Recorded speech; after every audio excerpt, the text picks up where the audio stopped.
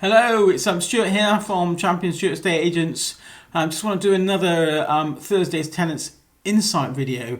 In my last video covered about the application process and paying a holding deposit. Today just want to roughly cover what comes next, basically the referencing process.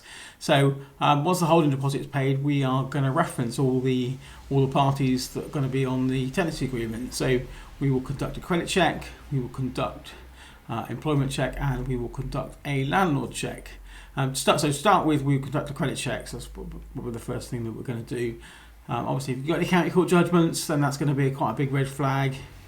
Unless they are satisfied or there is a payment plan in place, then again, it could prove very difficult to be able to rent a property to yourself. And we might well require a guarantor, just depends on the severity of those county court judgments.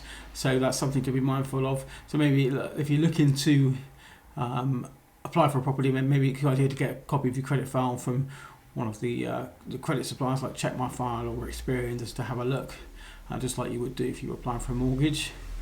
Second thing we're going to do is we're going to obviously get your employment details confirmed. Obviously, one of the things we look to do is to check your affordability, make sure the tenants can afford the rent on the property. So we get to confirm your income. So things to be mindful of this, things that obviously trip us over quite a few times are 0 hour contracts. 0 hour contracts aren't really liked by landlords and the agencies that do the credit, to do the referencing. Just for the fact of the matter is, obviously you're on a 0 hour contract, so however you might have done 40 hours for the last year.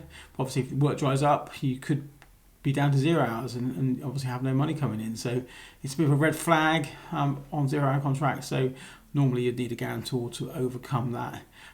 Self-employed as well, just mindful that if you are self-employed, probably best off to have like 2 years accounts to be able to prove your income. You can get away with less if you can prove your income.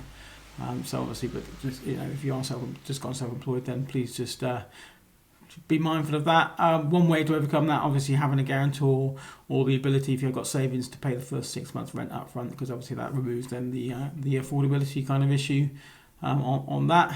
And then the third thing we're going to check on you is if you're obviously renting currently, is we're going to get a landlord reference off you. So we're going to make sure that the rent's been paid on time, there's no arrears, the tenancy has been conducted in a satisfactory manner, there's been no antisocial behaviour and such things. So all things we're going to check for. Obviously, majority of the times everyone passes flying colours and there's no issues, but obviously sometimes there can be issues.